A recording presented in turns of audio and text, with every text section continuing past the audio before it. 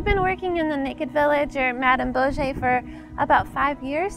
And as I've been working there, I see a lot of women having a lot of babies, and I see that they don't treat them very kindly. And so I wanted to teach the women how to be good moms, to raise good kids. Out of the class, I wanted the women to learn how to feed their children well. So I taught them all about how much water kids need to drink and how to give them healthy food. And I taught them all the nutrients, taught them about vitamins and minerals, and I just tried to educate them all about that. When we got to Haiti, and we knew what we were doing is coming in after a village of women had taken parenting classes. And what we were doing was going to help them celebrate their graduation of that parenting class. And what we did is we bought dresses, shoes, and we brought certificates. And then we were able to give each woman a bag of beauty items, parenting items. It was really cool because I love to shop. And the minute I realized that these women had never had an opportunity to experience what it feels like to have your own personal shopping experience, that clicked for me right away. We decorated a celebration hall, and we hung every single dress. There was 50 of them. And then we had a makeshift dressing room where they could go in and try things on.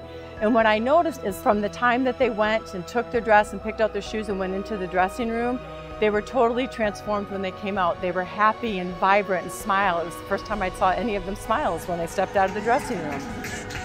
Turn around, turn around, turn around.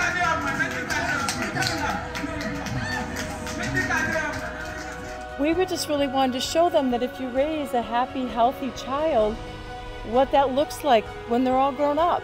And we were able to take the community that my mother has instilled in me and that she's taught me and deliver that to people who don't have that. And I think that it was evident with every single person that we touched this week that we love each other a lot, and that the relationship that you can create in the family is more than just what happens in the home. It can have community and global effects.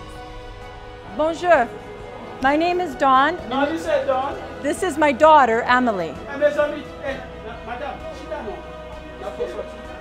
C'est petite Emily. And we are from the United States.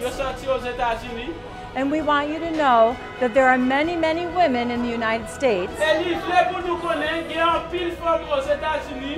that love and support that you're doing this and want to congratulate you on completing your parenting class.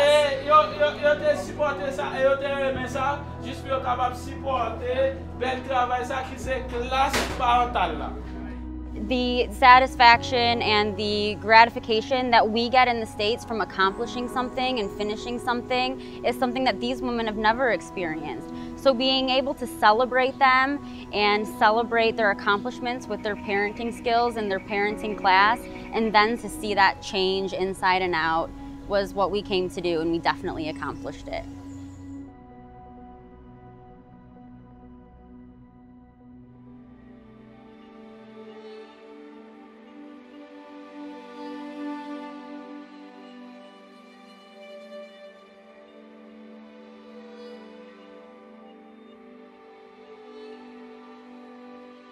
It's been like 6 years since we started with LIVE.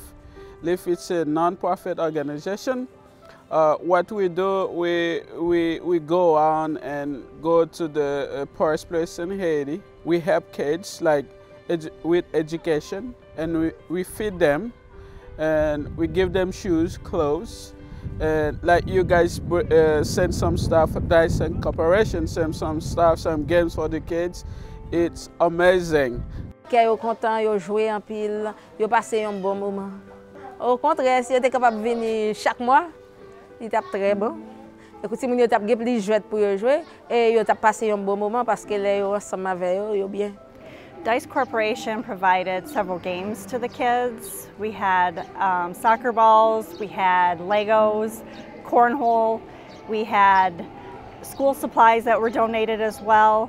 Also Play-Doh, those types of things to just really help the children to be creative, and hopefully their creativity will help them in school and their academics as well.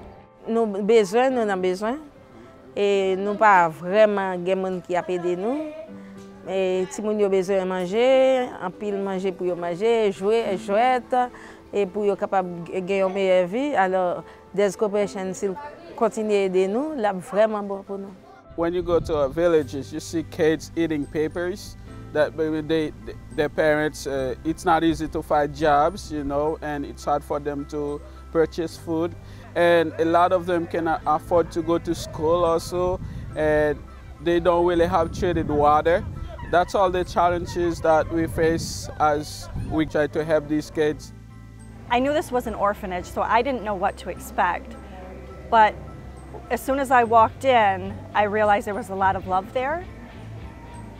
But I was shocked by the conditions that they live in. I mean, they really are just bunked in a small room. And to me, it was very, very warm in there, very kind of stuffy. And the kitchen was small, and the living area was very small. So there's not much space, even the outdoor area. There was no grass, it was just concrete, which shocked me, and there was a large wall. But again, they didn't seem to care. They had each other, and they had the director, their mother, who obviously loves them so much and takes very good care of them, and that was really apparent. So seeing the conditions and being initially kind of struck by that, but then seeing the happiness and the joy, it was overwhelming.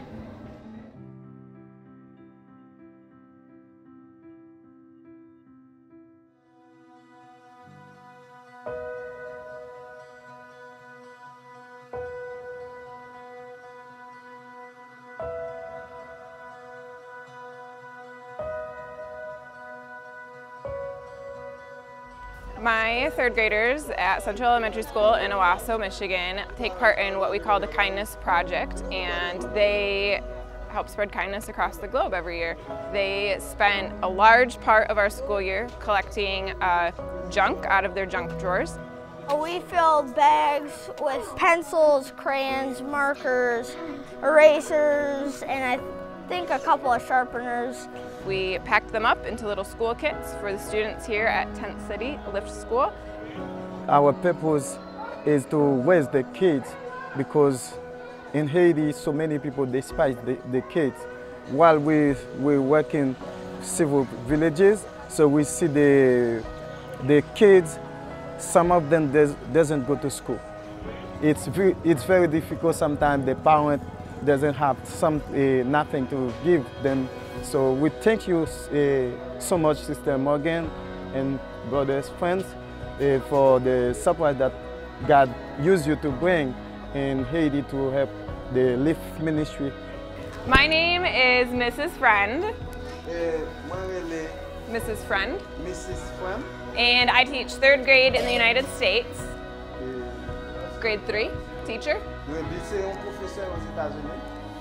And my students in the United States packed some school supplies for you guys.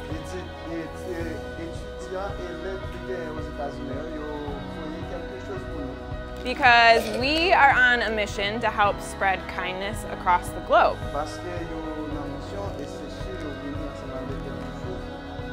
So we hope that these are some things that you can use. And we hope you enjoy them. It was very touching to see how grateful they were to receive what we consider junk, and it's like gold, like treasure to them. If they don't have that, they can't go to school. So it felt very good to know that we were enabling them to give them things that they're able to use to go to school and further their education and have that opportunity. And I know that my students are very excited to see the impact that they've had. The staff gonna help the kids with the teacher, because as we talk about school, we need so many supplies to help the kids grow in their knowledge.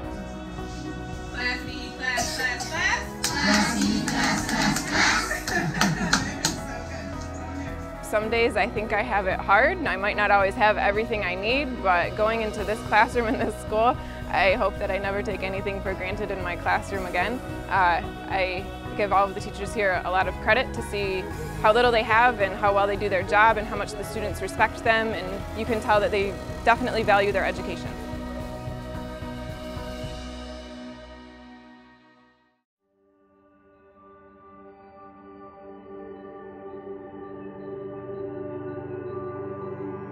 One of the things we wanted to do with this platform, with our partners and our sponsors, we wanted to show them two different worlds. One would be that world that you would see in Port-au-Prince after the 2010 earthquake. We had a number of efforts from the Woman to Woman Empowerment Day. We visited some schools, some orphanages. There's also another part to Haiti that other people are focusing on. That's the sustainability part, and that's when we met Brian and Heather Tucker from Community of Hope. And this is on an island that's just west of Haiti, west of Port-au-Prince, and it's called La Gonave. We moved here in 2015. Brian had heard through a friend that a lot of the widows didn't have food. And when we saw that the needs were a lot greater, there was a lack of clean water, the education system was really poor, the fishermen weren't able to go out into the deep ocean to catch the bigger fish because they just fish out of small boats. And there was no agriculture because the goats eat everything because none of the goats are kept in pens. The Tuckers are really awesome people, first of all. They are inspiring a whole community and a whole village of people to manifest their own destiny and rise up every single day. When we decided to get involved in the project at La Gonave, it was really kind of interesting because that was not the first intent. But when our community came together and we were able to raise so much money, we were asked if we wanted to help in a cafeteria project at a school on this island. Every child deserves a place where they can go to school and they can enjoy camaraderie with their classmates and sit down and have a healthy meal. And these children weren't able to have that before. And to watch the development of this small island and the people there and the way that they perceived us and how thankful they were for the school, it really, really warmed my heart. We are here at the National School in Grand Vide. We are K through 6 and we just started 7 through 9. You can see we're walking actually through a space that completely was covered with thorns and thistles and really bad rocks. Now we've taken all these things out of the place so their kids can actually have a place to play, and they have conducive recreation, soccer, and eventually playground, which is really exciting. We're walking right now to the space where we're going to put in a kitchen. And so all the students used to sit right in here in this area. As you can see, all the food used to lay out right here. Our cooks used to cook the food in this little space and outside on these rocks. But now we'll have an opportunity in this space, thanks to the Avenue with Dawn and Emily Carter and folks like that, that we've been able to fund this. And we'll have cooking over here actually under a roof that'll be conducive for when rain comes or anything like that, they can still cook. And there'll be a cafeteria style things. It'll engage the students. Really, really safe, protective spot that's really going to create an investment in the next generation, which we're all about here at Community of Hope Haiti. It was really cool to be able to get in there with my mom and get our hands dirty and create this for these children. And I know that moving forward, their days are going to be filled with joy and be filled with good, nutritious meals at the school that they get to go to every single day.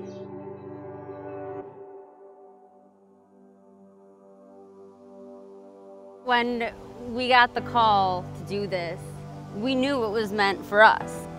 We really saw it as a perfect opportunity to bridge the gap with what we do every single day at the Avenue and take it globally. The amount of joy that they had was overwhelming. It's not about material things, it's about having each other and having love, and those other things just aren't as important. I think that my students will gain what it feels like to give and not expect anything in return. I think one of the most powerful things that I have seen come out of this project so far is I have students who don't have a lot to give, but they're finding something to give. And that's been a really powerful message for me, and it's really driven a lot home.